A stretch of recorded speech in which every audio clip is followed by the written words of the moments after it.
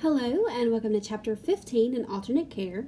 We are going to be talking about veterinary settings. Now, if you want to follow along in the book, we're on 551. We're going to talk briefly about some of these settings. Now, our first setting is our veterinary medical center. This is a facility in which consultative, clinical, and hospital services are rendered, in which a large staff of basic and applied veterinary scientists perform significant research and conduct advanced professional education programs. Now, synonyms or examples are your veterinary teaching hospitals, your animal medical centers, or your animal hospitals. Now, the one closest to us and the one that Ms. Vaughn likes to have you guys visit during PPE is Mississippi State's Vet School. And so we went on a tour of the school last year. It was very interesting. We got to go into the medical records department, talk to those ladies, and then we actually got to tour the vet school. So hopefully that will still happen this coming fall. Now, we also have veterinary hospital, veterinary clinic, veterinary office. So those are all different settings. You also have mobile facilities. You have emergency facilities, and then you have on-call emergency services. I know those are very expensive. I've used those before after hours when my dog had a heat stroke on a Saturday afternoon, and those emergency services are not cheap. Okay, so let's keep going. Now, when we talk about these systems, we get into our types of patients here. So in this chapter, our patient is now the animal and our owners are the clients. Okay, because last time I checked, animals don't have their own money and they're not paying the bills. So the client is the owner, the patient is the animal. Very simple. Now, we have different types of animals that are seen in vet practices. Now, domestic animals most commonly treated in a veterinary teaching hospital include small animals such as canines, those are dogs, felines, which are cats, and other small animals such as birds, parrots, snakes, lizards, hamsters, and ferrets. Small exotic animals are referred to as pocket pets.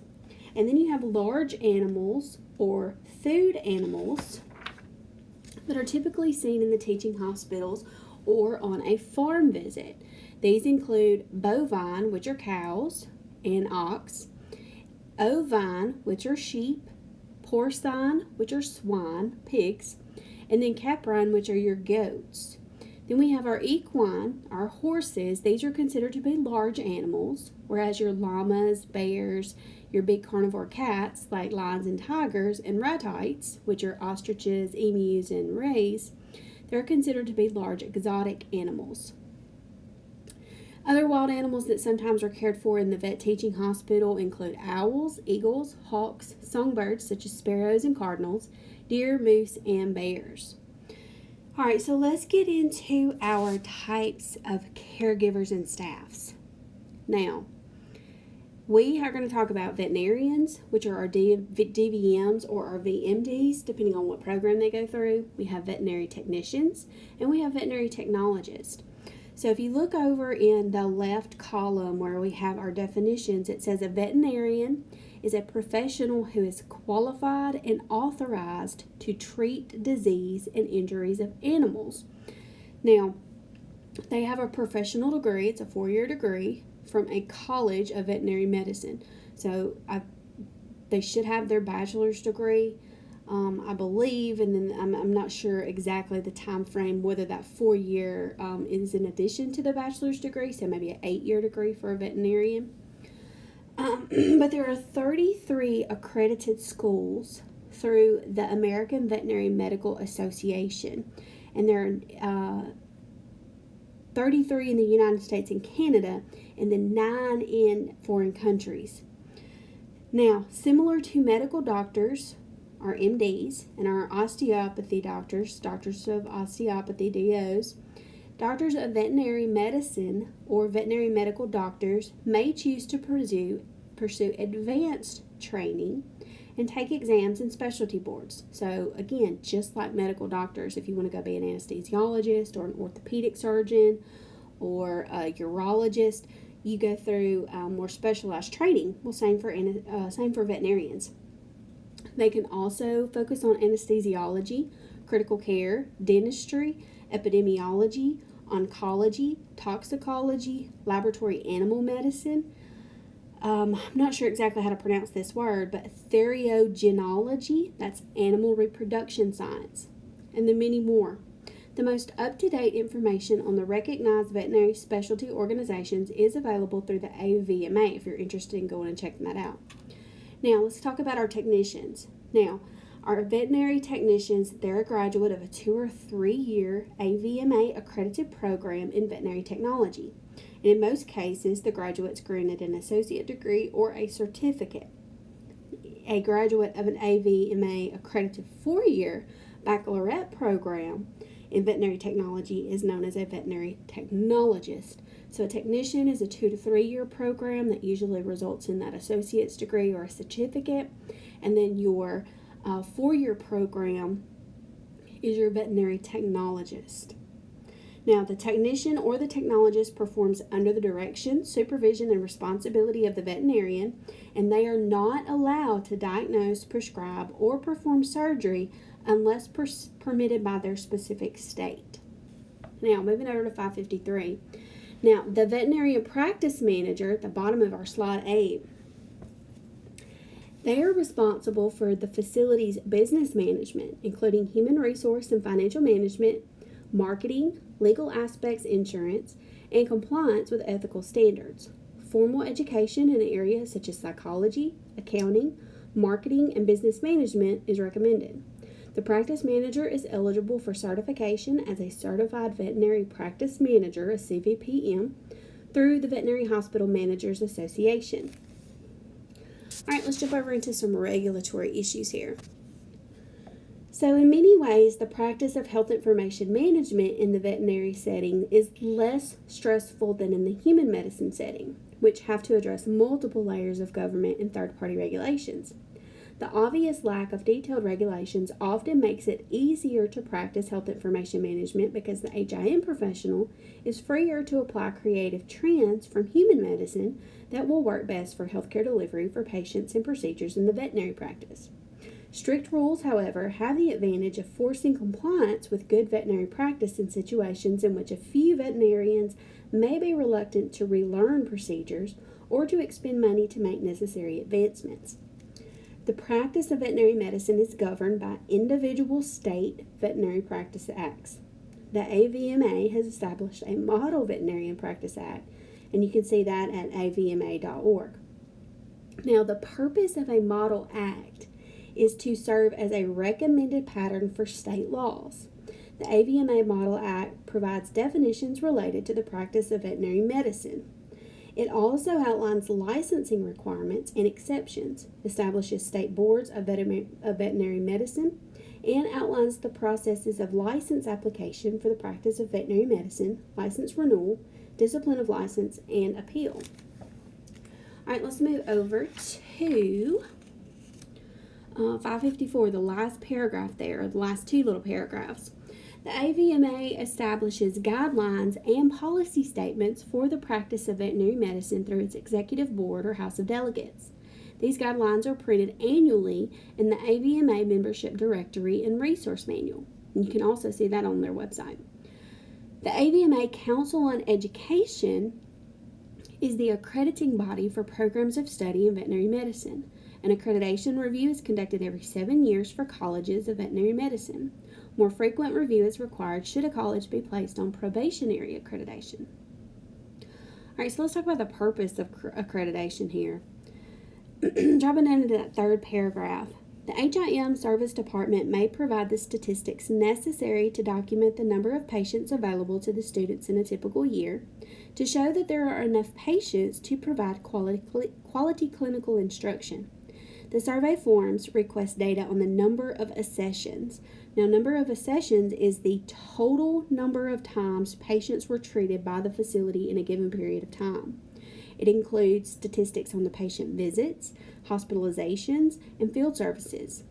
The required survey forms can be found on the AVMA site.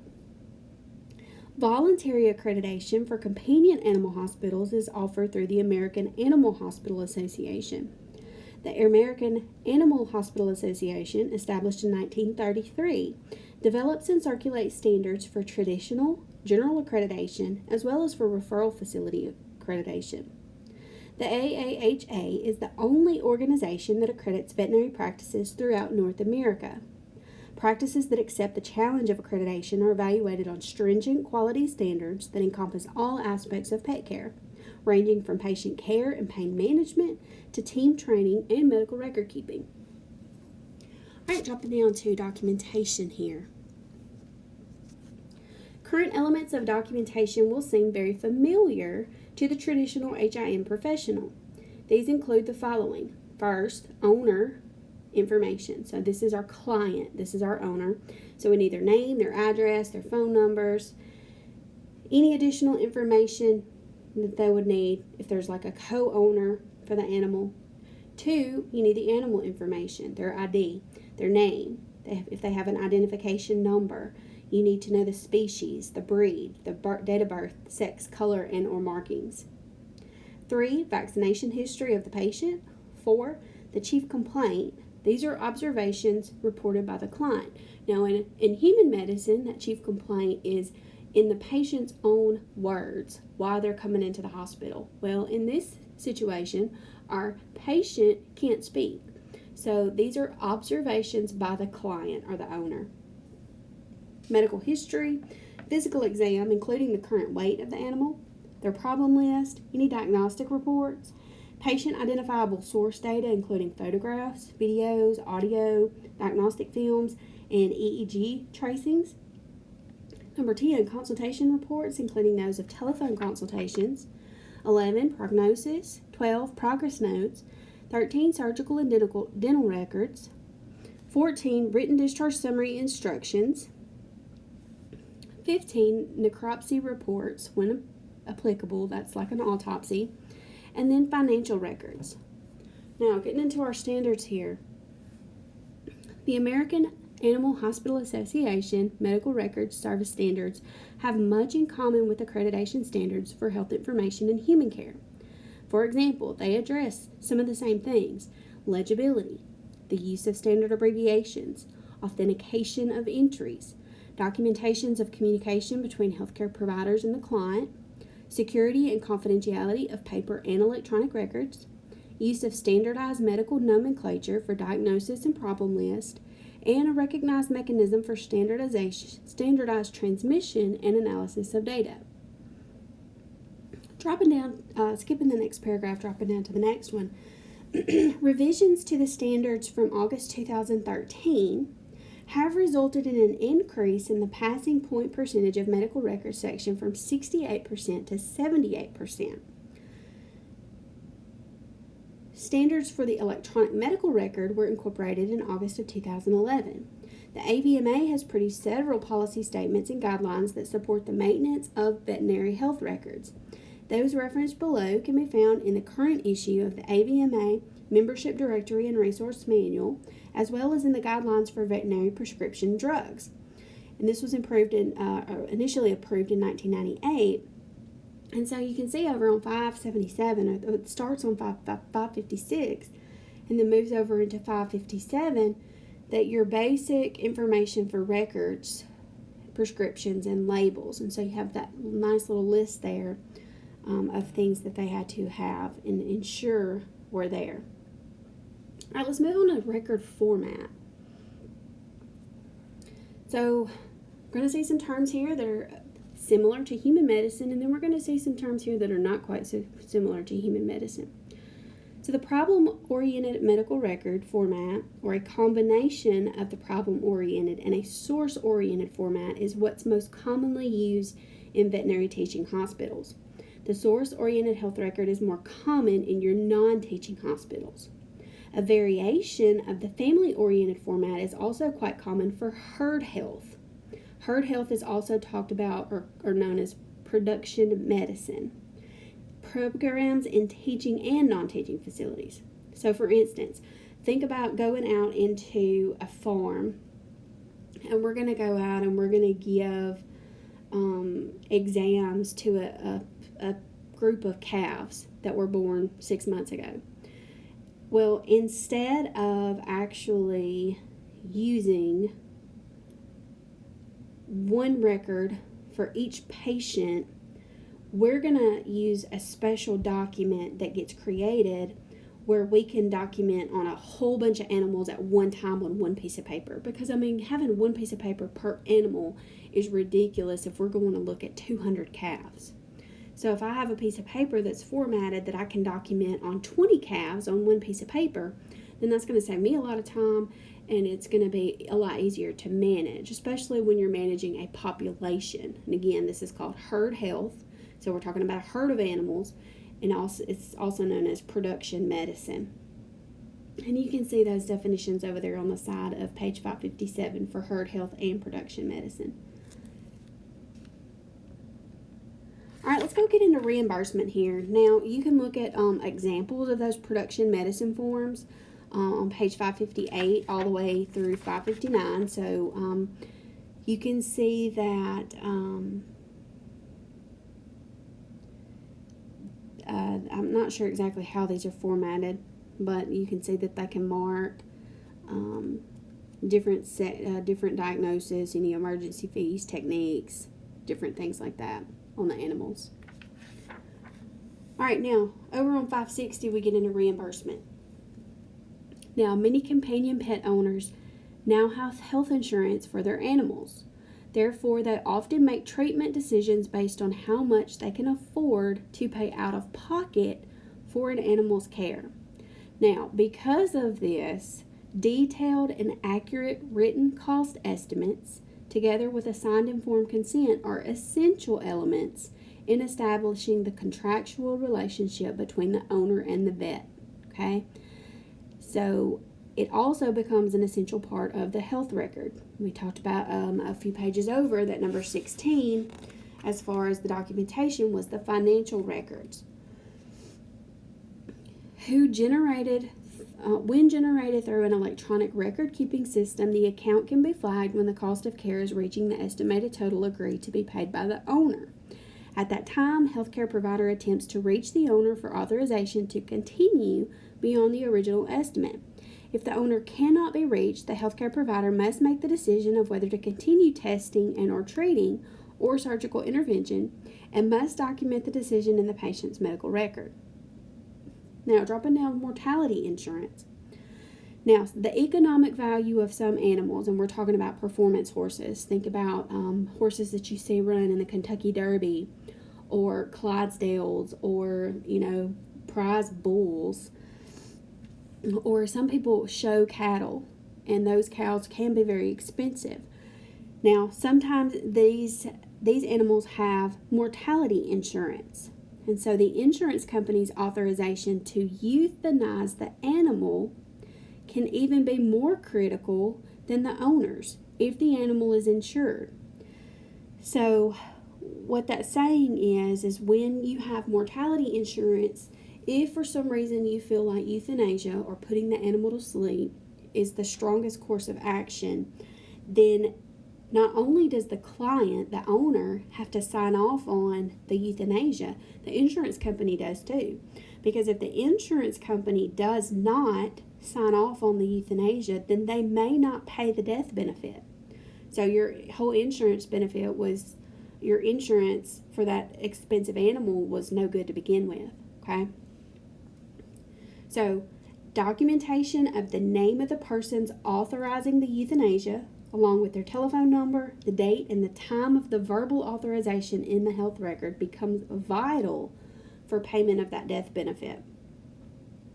All right, drop down to pet health insurance. As the availability of pet health insurance and veterinary medical and surgical insurance increases, so does the importance of complete, accurate veterinary health records. If the insurance company finds the health record inadequate to justify the claim and refuses to pay for services rendered, the client may choose to take legal action against the veterinarian for the amount of the claim or seek assistance from the state's insurance commissioner to resolve the issue. So again, some people have insurance on animals, some people do not. But if you do not, then again, it's out of pocket. You have to pay for their treatment. If you have insurance, then you want to make sure that your vet has very good medical records so that the insurance will pay. And then again, mortality insurance, especially on these very high dollar animals, if for some reason they needed to be put down. Let's say a horse broke its leg. Horses cannot live on 3 legs. It's just they can't. So if that horse has to be put down and that's a $1 million horse, you want that mortality insurance. You want that death benefit. So the insurance companies say so in the part of euthanasia is just as important as the clients. All right, so let's move over to information management. We get into how they actually code. Now, a long time ago, they used SNVDO, Standard Nomenclature of Veterinary Diseases and Operations. Now, this was published in 1976 by the Public Health Services, but it's only been updated and maintained, rarely, very intermittently since that time, and it's used in very few North American vet teaching hospitals. Now, the diagnosis code was 3 parts in SNVDO. It was topography, etiology, and the structural or functional code. Now, it changed though, because in the early 80s, they decided that with some addition of unique vet terms, that they would move to SNOMED, and it would meet their needs just fine.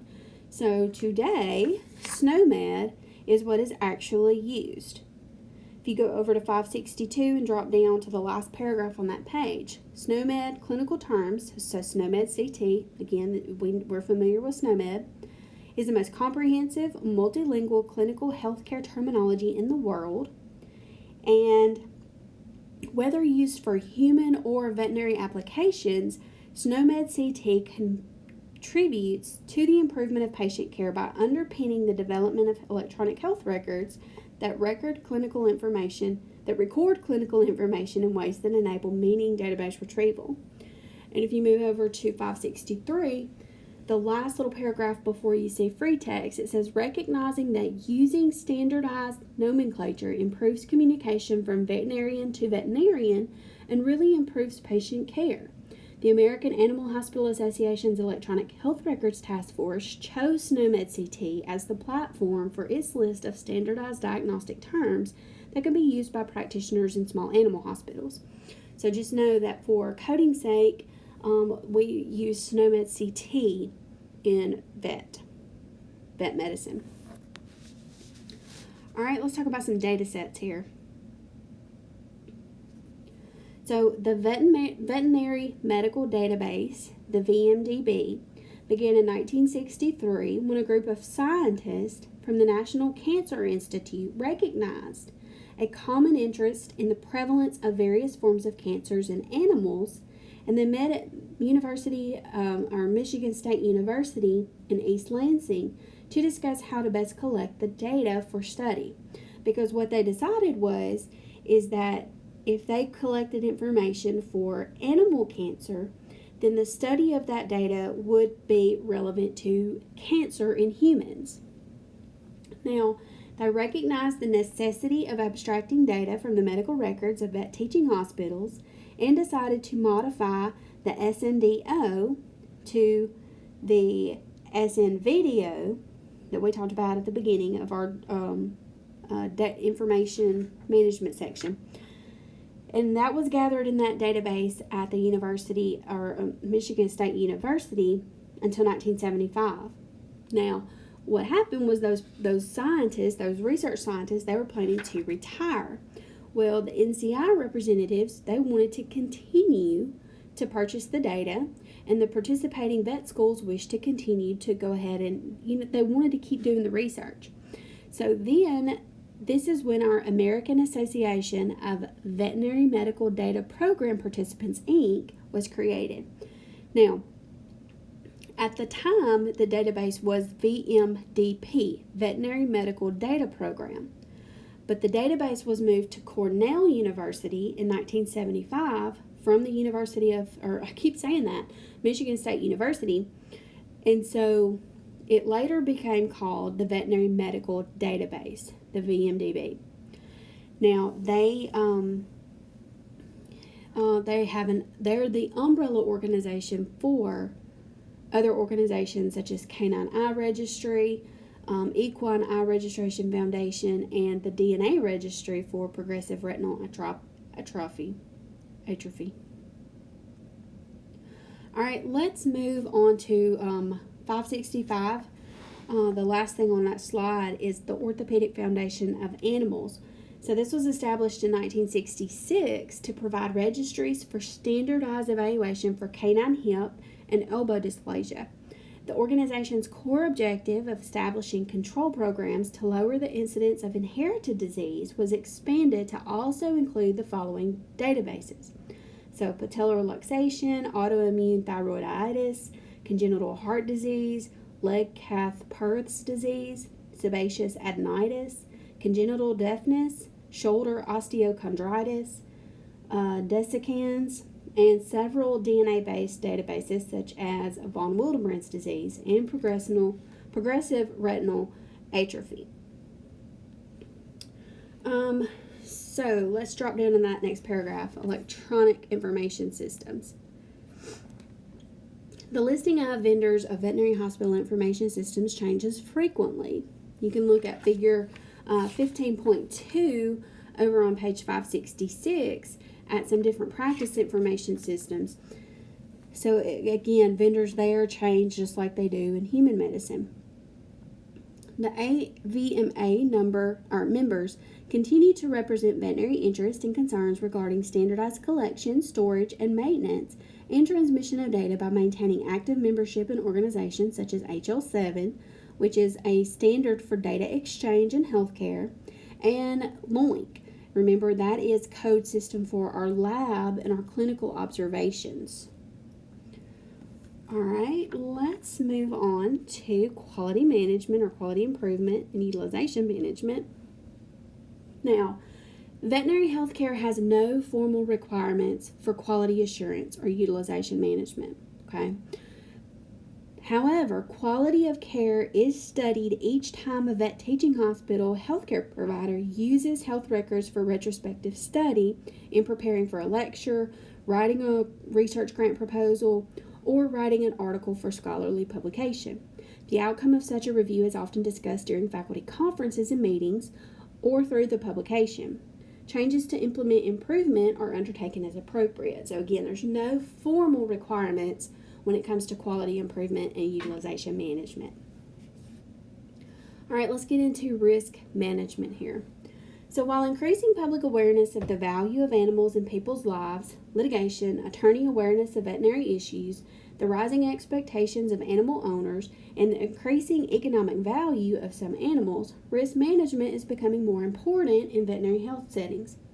An incident report form specifically for use in the veterinary teaching hospital should be completed when an accident has occurred involving one of the animals. The form is initiated when an incident has occurred, or a form is initiated by the faculty or staff as soon as they become aware of the incident.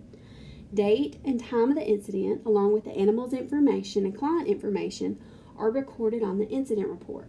A detailed description of the incident and injury is required. Now, dropping down, one of the tremendous areas of risk in veterinary health is patient restraint, okay?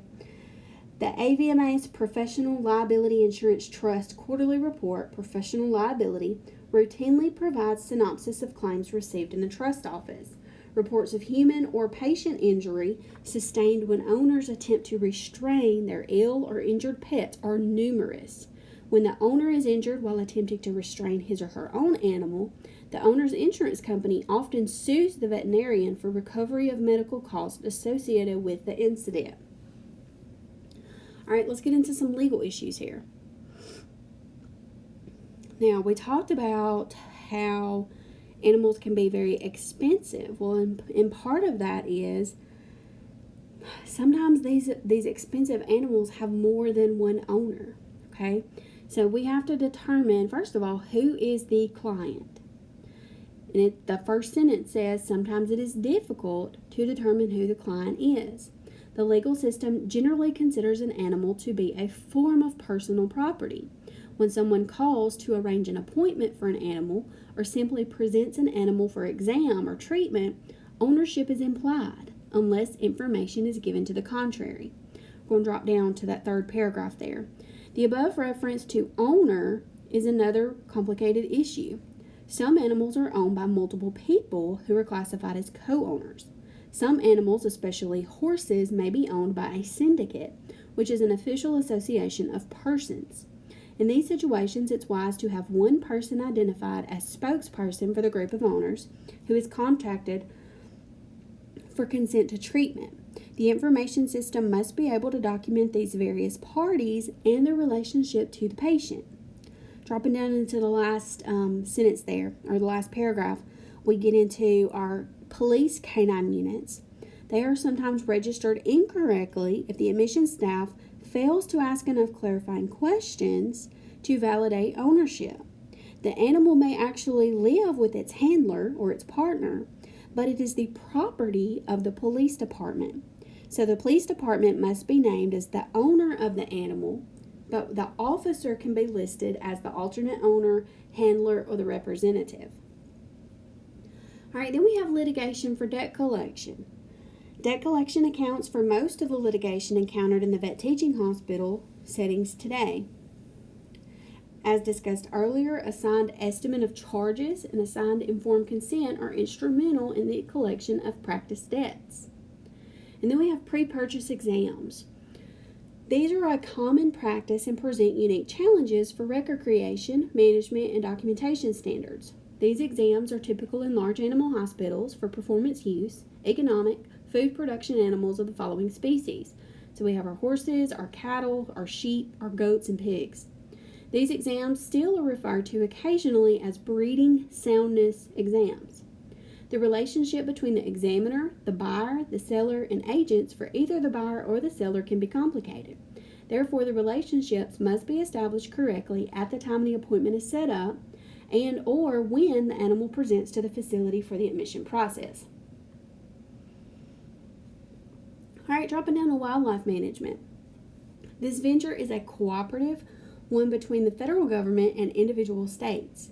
This is a broad topic ranging from international law and international agreements to the issuance of permits for importation, exportation, transportation, inspection, and the use of animals in scientific research.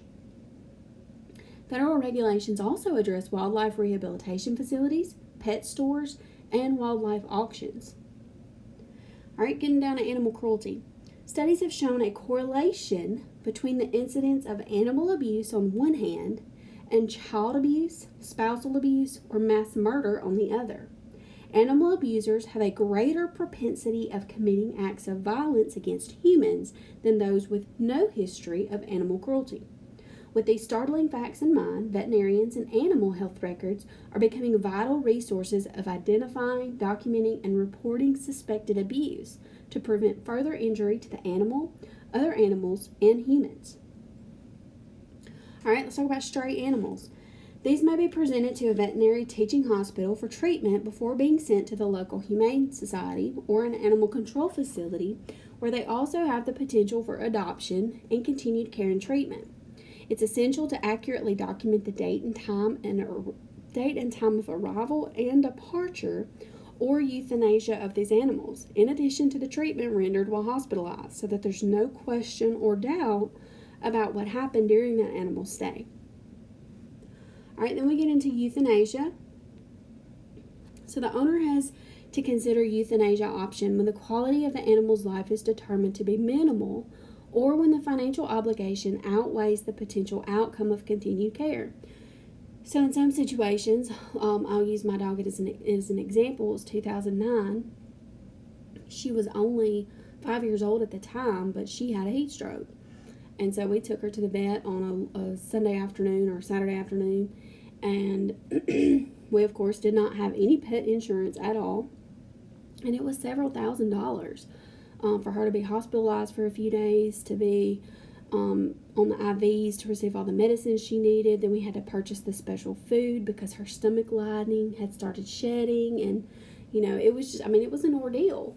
And some situations when owners cannot afford those bills, euthanasia is a better option. We were fortunately financially stable at the time and could afford to have her healed, and even today she is still kicking. She is 15 years old and is in relatively good health. Now, had we put her down, we wouldn't have got this last 10 years with her.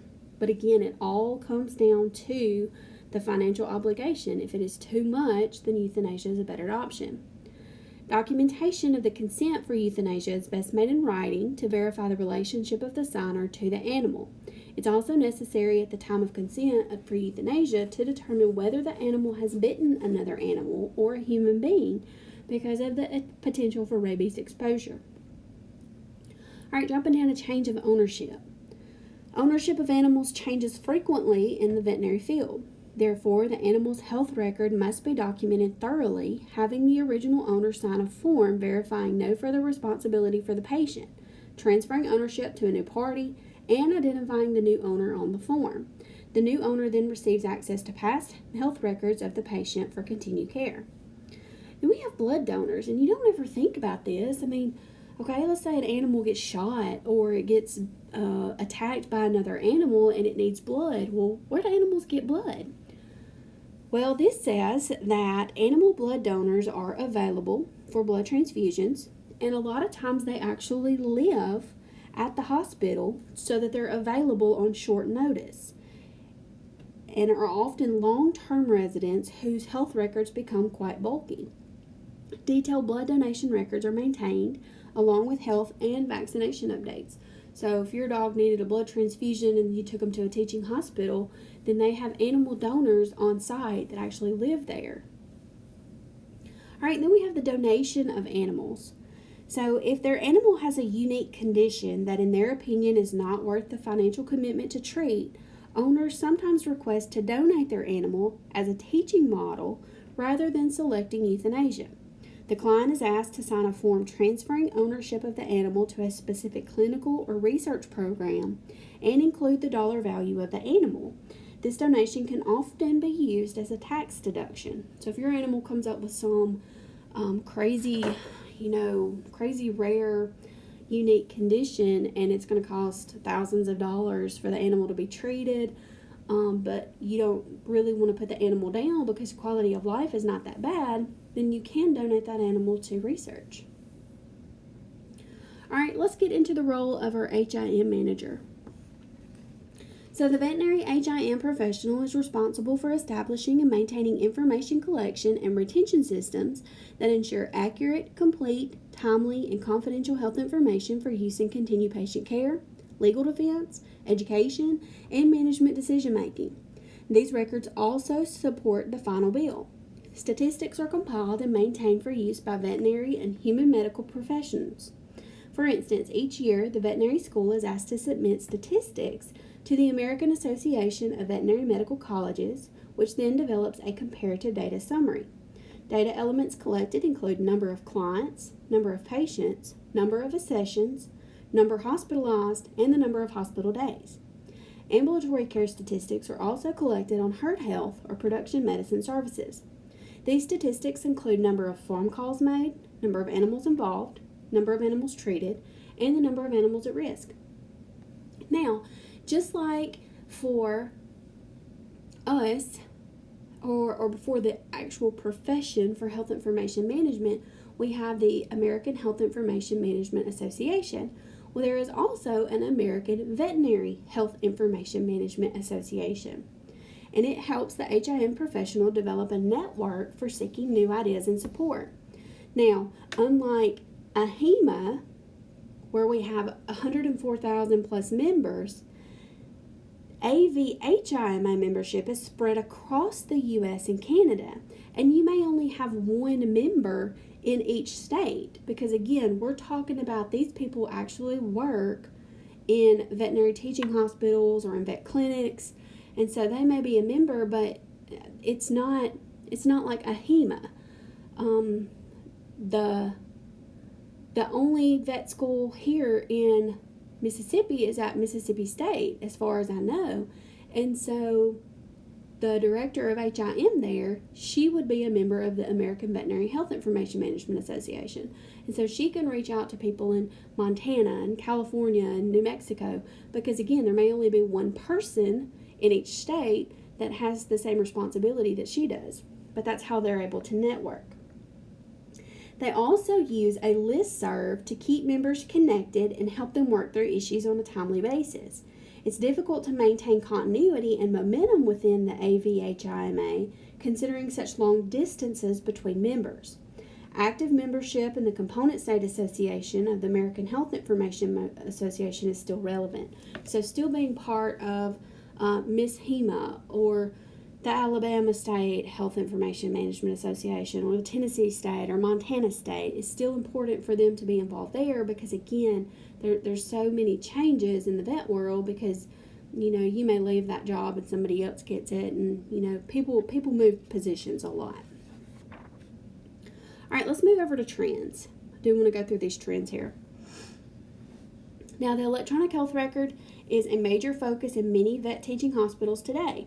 The integration of SNOMED CT into the veterinary teaching hospital setting, as well as those of private practices, runs parallel to the development of the EHR. The increased use of telemedicine influences the veterinary field and the EHR. Lawsuits are increasing as public and attorney awareness of the practice and expectation of veterinary medicine increase. In addition, demands are placed on the veterinary profession to answer to animal welfare advocates who wish to ensure safety and wellness of all animals. The increasing interest in and expanding use of animal health statistics as sentinels in human health necessitate common data elements that can be easily matched between the two areas of practice. Fewer family farms and more agribusiness ventures have necessitated more involved record keeping to meet state and federal regulations. Veterinary record systems are also used in detecting, tracking, and controlling potential bioterrorism agents, many of which have been identified as zoonotic agents, diseases that threaten human welfare and or the safety of our food supply, such as bovine spongiform encephalopathy or the mad cow disease, anthrax, West Nile virus, and avian flu, swine flu, and bovine tuberculosis are also under the purview of the Veterinary Health Information System. Animals such as canine, equine, and marine mammals are used by the Department of Defense and by local public safety departments in various capacities. They are trained at great expense in research and rescue and drug or explosives detection, for instance, to serve and safeguard the public, which makes efficient, accurate documentation of their health maintenance as essential as maintaining the health record of their handlers. So this is the first time I've actually read through this chapter, because I've not taught this. I didn't teach this chapter last year, but I felt like it would be an important thing to add, just because there are positions available in vet offices and then teaching hospitals. So we know the director at the Mississippi State Vet School. She's not in the greatest health and she could retire, and that job requires an RHIT. So if you were interested in working in the vet setting, that position could be available in the coming years. So never say never to working in any type of care setting. So again, happy reading, happy studying. Be sure to go back through this setting. Be familiar with those animals in the margins on 551 and 552. Know that canine is dog, feline is cat, porcine is swine, caprine is goat. So know those. And again, a lot of this is knowing those key terms. So happy reading and happy